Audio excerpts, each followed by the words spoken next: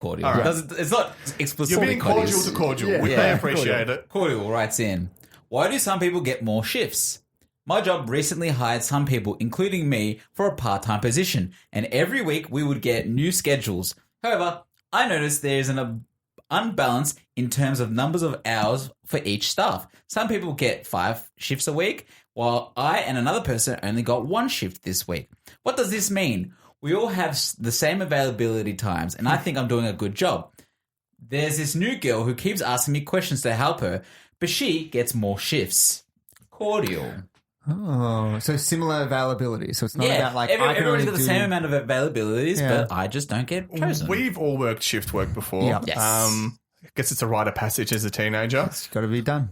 I do think there is a social hierarchy in the sense that Absolutely. it depends if your manager likes you or not. For sure. Whoever's writing the rosters is just like, Exactly. I don't want to work with that fuck bag. Yeah. Yeah. I'll do 2 hours with them at least, and then that's it. I want to work with the cool dude. Yeah. And it may not even be that they dislike you. It might just be like, I think Tom is cooler than Marcus. I get along with him more. I mean, that So is I'm that gonna is give- how it That- goes. that's generally how it went. That's true in life as well. Yeah, If but I had like, they usually say, "Hey, Marcus, is Tom available like today?" I don't know. Why would I know? Oh, okay. You know what they'll be like? They'll be like, no, but if we put Marcus on at the same time, Tom will be happy. And we want to keep our favorite employee happy. That's so, it. That's when it. I started this podcast, Tom was number 1 on the list. Like if you agreed to it, I was like, sure, whatever. That's I true. guess he can come. true. With Tom and Marcus will surely fall. He'll surely jump in too. That's it. But I do think, like, I remember when I used to work at one of my old jobs at the reject shop, my boss had a big interest in local cricket. He played it. Right. I hate cricket. I have no time for it. But I would listen to him talk about cricket. I would feign interest. And it wasn't me trying to brown nose. It was just like, I'm engaging with him because Yeah. he's excited about this. And it paid off because I would always get shifts all the time. It And made I'd just be like, sense hey, to how's your local cricket league going? And he'd tell me Get about any it. touchdowns? Yeah. I know nothing about It's cricket. not necessarily brown nosing. It's making your day more of enjoyable because course. if you actively show you hate cricket, you have to work with him. And if you think of it like that, that's sort of sociopathic to be like, I will talk about what he likes because he will like me. It's like, that's just being a nice person. Yeah. Don't think much I about wasn't it. like before a shift looking in my notebook, in my locker, being like, okay, so Tom likes cricket, Marcus likes risotto. I'm going to bring these things up when I go downstairs. A 6 is worth 6 points. Don Bradman is dead. All right, I better remember that one. So Don Bradman's dead, yeah? How about that? Still dead? Still dead. But like, I do think there is something to, because I mean, retail jobs and shift work, it's hard. Customers coming can make the job hard. I do think there is something to engaging with people at your work, even if you don't have that much interest, but at least kind of making the work easy for each other. Yeah. You're both having a conversation, getting to know each other, and you never know, it might actually develop into a real relationship where you can speak naturally and it's not forced and whatever. Yeah. That's me, but Look, I had this thing when I was working like shift work when I worked at McDonald's was that I actually didn't want to work long shifts. Yeah. Like, it was at the stage where I'm like, oh, I've got a 5-hour shift, fucking kill me. Because I would do 4-hour shifts and then I'm like, oh my God, it's a 6-hour shift. Like, I think it was because you're at the age where you're like, I'm young, I'm happy to be getting money, but at the same time, my time is important. And it's before like time and money like sort of balanced out and you had that respect for it. So when I was like rocking up to like a 7-hour shift, I'm like, goddamn, 7 hours to go. I'm like, I've got 4 hours until the break, and then this is going to be a long day. I'm just imagining Tom working like a 5-hour shift and be like, God, I needed that 10-minute break. Yeah. I'm getting pounded out there. Right. But like, it was a different like sort of attitude to have. Whereas now I'm like, I don't think about the hours that I'm doing at work. I'm just like, I'm working. And like, it's you work and then I you're get not paid. working. That's it. That's And it. it's not as thought about so much. But when it's something like shift work and it's something that might vary from week to week, and if you have bills and you've got sort of, you know, things that you've committed to, you got to get that money in and Gotta by get not it in working, somehow. you're not That's earning. it. That's Did it. you guys find there was like a roster, like favoritism when you were at Macca's? Yeah.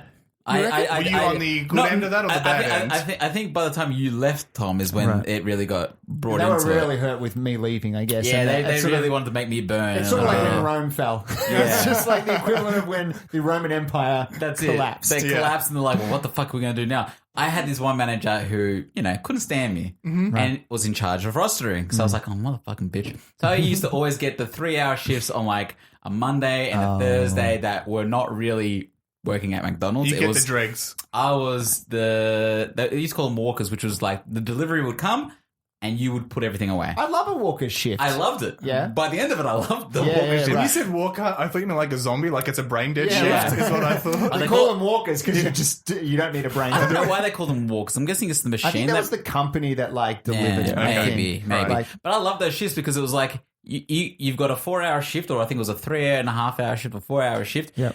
If you get it all done within 2 hours, you get to go home. You're paid. yeah. But you weren't getting like the cream of the crop. I wasn't working as a McDonald's person Right. at all. But I loved it by the end of it because I would get it done in 2 hours. I would shit talk for like another 2 hours, just walking around, talking Yeah. to people, drinking drinks. Oh no, I still got a little bit to go. Don't worry about it. I used to bludge. That was Marcus walking around. Brains. And you There's wonder the why walker. that manager hated you. Well- I used to blush. yeah. I used to bludge. Well, no, when I was She's working, listening. She's like, yeah, you did. Yeah, you That's why I did. gave you 3 hours because you didn't even do that. You did two. I'm pretty sure she hated me because I would talk back to her, like as Oh, like. yeah. That's what happened though. Once you'd been there for a while, you're just like, I know you're more not than the you. boss of me. You It's do like, it. you are, but That is such a good point. You develop a chip on your shoulder. Yeah. You rock up 5 minutes late to a shift. yeah. The more comfortable You're you like, oh, get. this place has changed, man. Yeah. Yeah. Like, it's so indignant. Exactly. Eventually, I moved away from that job and actually got proper I was still working at McDonald's. I Yeah. got proper hours and all the rest of it. And Yeah. eventually, I got too old for McDonald's. I was 18. They said, we can pay someone that's 16. Someone Oh, younger man. and sexier than you. Yeah. to do And I had to walkers. switch jobs because like, we can't give you any more That roster. is That's so. it. It's, Damn. yeah, I So had I was the like- same thing with some of the jobs that I had. As soon as I turned 18, I'm like, how come I stopped getting shifts? Yeah. And you see all these younger kids walk Yeah. in. It's Yeah. like, who are these It's kids? 15-year-olds because they'll do it for $10. Yeah. Yeah, You're getting exactly. replaced by the new cast. I'm like, I don't Yeah. like the new cast. Yeah, right. It's the grassy high. Yeah. You're like, I was what? very appreciative of one manager who said to me, she goes, look, I can't give you any shifts anymore because you're just too expensive.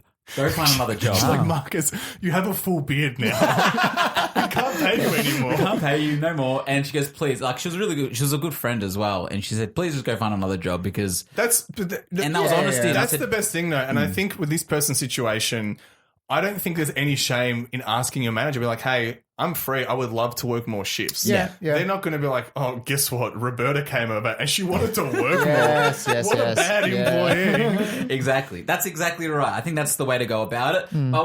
Don't take it as as an aggravated way of saying it No, either. you don't walk up to me like, why is Cindy getting more shifts than me? Yeah, Like, You're just like, hey, I would like more shifts. Just a nice, innocent, I'm more available. I would love to have at least 1 or 2 more shifts. yes. Ask for 1 or more shift and then ask for another shift. And I think gradual. I think, yeah, gradual's good. Also, like, not being too vocally, like, be vocal about it, but at the same time, what could work is not being vocal about it and just being, like, a hard worker and just doing your thing. Yeah. Maybe you just need to prove yourself first as They well. could be a bad worker. Well, you could be about. You Yeah. could be shocking. You Yeah. could be awful. You could be the worst. But That could be the reason, If yeah. you're all starting off new, right? There's going to be like you're all basically started off exactly as it was. Someone might have had a better first impression, and they're out of the gate before you, so they might get more respect. Right. But you might be the slow burn. You know what I mean? Yeah. You might be the slow. So You're the wire. Yeah, And, you are. and they're the Brooklyn Nine-Nine. Yeah. That's exactly right. Yes. I think what you got to think about as well is if they're there 5 days a week, there's more chance for them to piss off the manager Yeah, good point. than you, who's there 1 shift a week. But also there to make a really good bond. Oh, True. The honeymoon period could end sooner. Yeah. Look, there's 2 ways of going about it. Maybe they should start spreading rumors about the people getting more shifts than That's them. the way should to do. do it. I heard she's stealing the nudie drinks out of the I know she's cupboards. making Why does- filet of fishes, but not putting the fish patty in there. Why does that nudie drink scenario sound so familiar, Marcus? I don't know. Stealing nudie drinks from the fridge. Who did that? Not me. Not me either. It was Yeah. someone else we knew. All right, I feel like we need to wrap this question up because you guys are. Wait, stop incriminating. Yeah, stop Get out of it. Get incriminating. out of it quickly. I think we provided enough advice there. What do you think? yeah, I Curtis think Cordial so. is happy with our advice. All right, cool. I might go I was going next. to say, to how are we traveling for time? We're on 24. Great. So with my question, I was going to say, I'm happy to go after you, but if we're kind of running long, we can like keep the answers short so we can play the game, and that'll take up Okay. the most of it. All right, I'll be quick with this No, one. you don't have to be quick. We got time. Cool. If we do a longer episode, we missed last week. So, For sure, you know. for sure. All right, I'm going to go next with this one, guys, and I think this one is going to come from kebabs. Ooh. No, Tom. So I used to like kebabs. Yeah. I had a very bad experience when I think I was probably about 12 years old, where I ate a kebab and I was sick everywhere. yeah. So then I sort of got off the kebabs. the I old sort of- taste version. Taste aversion, yeah, taste aversion. I've come back around to it. You I've come around to kebabs, yeah. So, but it's just sort of like I'm cautious of them. I'm just cautious of the kebab. When's the last time you had a kebab, and was it good? Last time I had a kebab was good. Probably still about 2 years ago, maybe was the last time I had a kebab. I get that though, because I had a similar experience with Boost juice of all things. Right. I had it at we went on a high school excursion. Yeah. And I got so sick, I almost threw up on the bus. It was like horrible. And I did not. I mean, I think Boost juice is garbage now. So there goes the cotties. There's the cotties, and it's all the juices are getting rid of. Get rid of more now. Because anyway, I'm not going to get into why I don't like Boost juice anymore.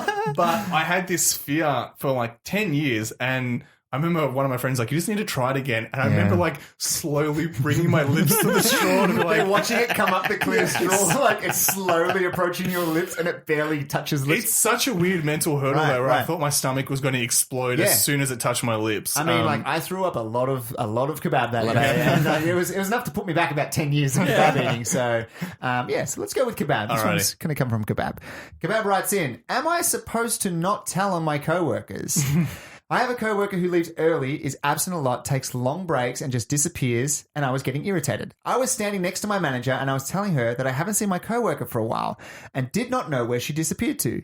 Then, I think my other coworker heard and intervened and changed the subject, and was looking at me.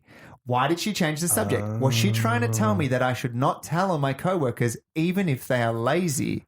Ooh. Kebab. Yes, the coworker who skips out a lot has been complaining about not getting a lot of shifts recently. Separate issue. And they've been put on the walker shift too. We've been put on the walker shift. Look, I want to break this situation down quickly. Yep. This person went to snitch. Yep. Mm-hmm. They started to snitch. Another coworker jumped in, changed the subject. Be cool, took a bullet for it. Yeah, yes. That's it. Yeah. Right. Didn't take a bullet, just like diverted the bullet. Hit the bullet with a tennis racket. It sounds like kebab was not maliciously doing it. They were just like, I just don't say I don't know where they are. Just saying. I think this is kind of a great extension from the last question. Right. I don't know if you guys feel this way, but I do think there is a solidarity between like the shift workers to managers. I think you kind of look out for each other. Sure. So what this person is doing, I think, is kind of a dick move because you're like, I mean, if they're doing horrible things, sure. Yeah. But I do think there is a level of like, okay, I don't know. It's tough because... Well, it is hard because if you are all working and one person down, then you pick up the slack. Yeah. Yes. I think it has to fall on someone. Exactly. And that could be enough for you to be like, fuck them. I'm going to bury them and say that they're out of here. Stitches get stitches. I agree with that. Yes, but I do think there is also an element of being in the trenches together. Yeah. And I think some of the jobs that I had it's like, well, this guy's going to go slack off for an hour, but it's reciprocal. Like there are times where, hey, dude, I need to pop out for an hour. Is that cool? Yeah, Damo, go for it. For sure. So I think if you have that relationship where it's like back and forth, that's okay. I think that's okay.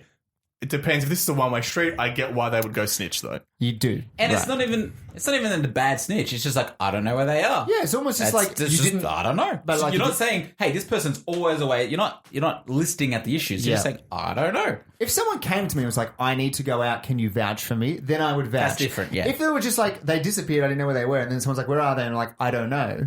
I can't be held accountable for that just because. No. What am I going to I'm going to make up a lie? Yeah. What if then I'm ousted by my lie? Yeah. And you're right. It can put pressure in the sense that like maybe you're both on register, they leave, and you start getting ass blasted by like 50 customers. Exactly. And then you're struggling. I hate when people take advantage, that coworker who's like takes longer lunch breaks, does all this, and I'm like, motherfucker, I'm just here working my ass off because you want to be a slacker, and you get paid just as much as I do. Get fucked. It's like the people that would have smoke breaks all the time. Yeah. They'd have lots and lots of smoke breaks at McDonald's. And it's like, I don't get no smoke break. I get my one break and that's it. Whereas everyone else is going out every 1 hour. Yeah. Having a 15-minute break, you're working 45 minutes to an hour. Yeah, exactly. Speaking of, I mean, you guys are snitching yourselves out before in the last question. Yeah. We're happily Did you guys snitch. ever turn the snitch gun on anyone in your work? Can you think of something that just got too far out of hand and you're like, you know what? I need to say something about this. Nah. I don't think anyone ever did anything that bad that I would snitch on them. And I don't think I dislike someone enough to be like, I want to bury them. Yeah. Yes. You know what I mean? I think I was pretty chill with everybody. And I'm like, I wouldn't have a problem in a sense of being like, I need them to get in trouble. The only time I wouldn't necessarily say I snitch. I would throw people on the buses a little bit. I mean, that sounds worse. Let's hear it. That's a bit of fun though. But more, it's not throwing under the bus in the sense of it wasn't their fault. Like, for example, at McDonald's, there was one person who couldn't fucking cut things through the slicer. Right. At all. So one time, he was working the shift, and there was like a piece of vegetable, whatever it was half stuck in it. Manager was losing her shit at it. And she's like, who the hell did this? Who did? And I'm like, must have been that guy. Yeah, right. Right. Well, I mean, if it's not